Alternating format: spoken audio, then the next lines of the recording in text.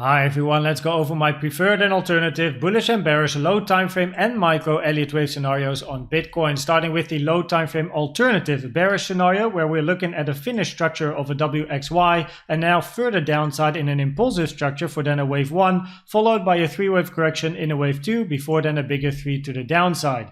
The most common target for wave 2 is between the 0.5 and the 0.786, which is between 26.6k and 27.1k, including also a daily naked point of control over here at 26.7k, which can be quite interesting. But we also have some other levels in this area, including a daily at 27.2k, and not to forget the monthly point of control so far of this month at 26.9k as well. It is an alternative scenario for me, mainly because of my macro and high time frame count that I have. So if you want to know more, make sure to check out the video that I will link at the right top right now.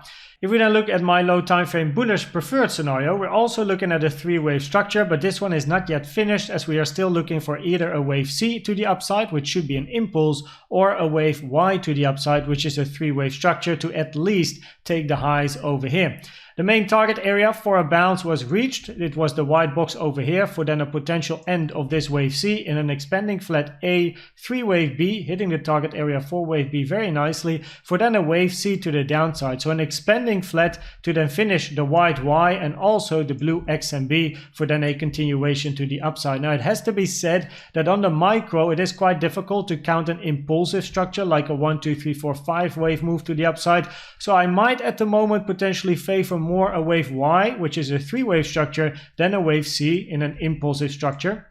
However, we have the news coming as well at 2:30 p.m. later today, so let's see what happens there. But in this scenario, if one would have entered around this area over here, I do think it is very smart, no financial advice, to put your stop loss break even, because of course you always have the opportunity for price to move to the downside. If you then look at the range that we've been in for a while right now, I actually pulled the volume profile a little bit further to the left side compared to my previous video where I started the volume profile at this wick over here. However, if we look at this structure over here from a range perspective, you could argue that this part over here on the left side of this wick is still part of the price range that we have over here. And what I like about this range pull is that price over here already hit the value area low of this range volume profile. So we have found resistance at this value area low, which also was a little bit of a support resistance flip with this wick over here.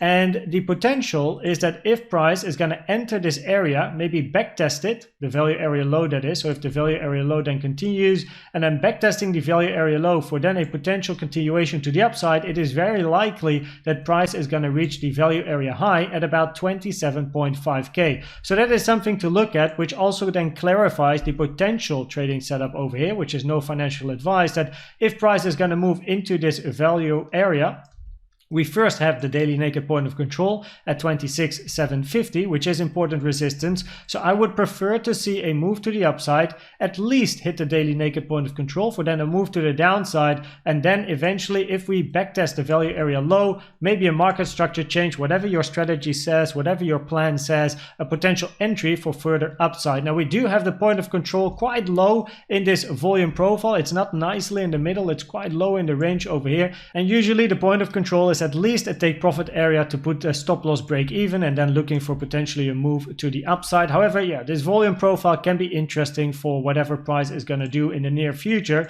If you go to the lower time frames, the micro over here, we're looking at a potential W, X, and then eventually a Y to the upside. Now I gotta say this wave X might already be finished, because over here price hit the 0.382 Fibonacci taken from the low to the high of W, which is a valid target for a wave X. So potentially this wave X is already in, and as you can see, this low over here was also made right on top of the 0.618 Fib time taken from the low to the high of this W, which can be some interesting extra confluence. And not to forget, we also actually have some bullish divergences between the low over here and the higher low created, but more about that a little bit later. If we do move towards the downside, I'm actually thinking about a potential harmonic that I had in mind. And if I then show you the harmonic that I actually posted in Discord a little bit earlier today, I'm thinking about something like this. So you have a move to the upside, then a B, a C, and then D towards around the 786. So one of the harmonics is basically a bounce from the golden pocket, move to the upside, where you then have again a golden pocket, and then moving down to the 786 area, which can be interesting because we also have a daily naked point of control at 26,250 for potentially then some extra support, and also a potential long setup over here where then the stop loss from a bullish CVD divergence perspective is then below this low, and then we're looking for a move towards the upside. So we have to wait and see if price is actually going to go to the downside over here, and depending on how it then moves towards the downside, this area can definitely be an area of interest for then potentially the low of a wave X, and then we're looking for a continuation to the upside in a wave Y, where again the daily naked point of control over here at 26,750 is going to be a very important one. The bearish scenario basically says, hey, wave C is finished in an ABC structure, 3-wave move, and we are looking for a continuation to the downside in then an impulsive structure, because as you know from the low time frame count I showed you earlier, this is then a wave 1, a 2, and then you're looking for 3. Gotta say that this wick over here missed out on hitting the 0.5, which is usually a minimum target for a wave 2, and it is very close, but it did not hit the 0.5. So preferably also in the bearish scenario, price is going to find a little bit more upside. If we then do go to the CVD divergences over here, mapped it out on the chart, we have some bullish CVD divergences between these lows, and the target is then the 26.6k high, and a potential trade, as also explained in my CVD video where I tell you everything about CVD that you have to know. Click on the card at the right top.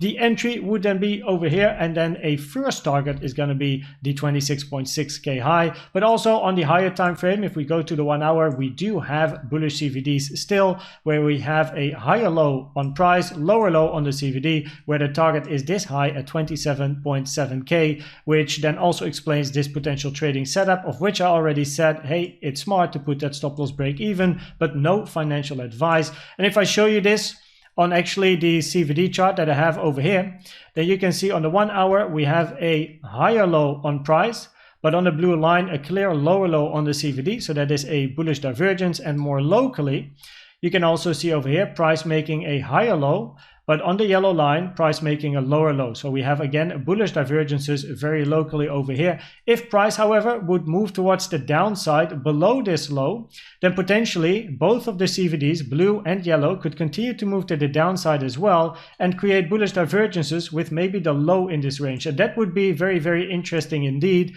that if price would potentially move towards the downside, take this low, that it creates bullish divergences with this low and then the potential higher low created. So that is something to observe. Then finally, we have news coming up at 2:30 p.m. Central East European time, which hopefully creates some volatility and some direction as well. So make sure you trade safe around those hours. I hope this video was helpful or valuable to you. Please check out the most recent educational update I've done about, in my opinion, the best trading indicator you can use, which is the CVD. Thanks for watching and subscribing, and I will see you at the next one. Bye bye.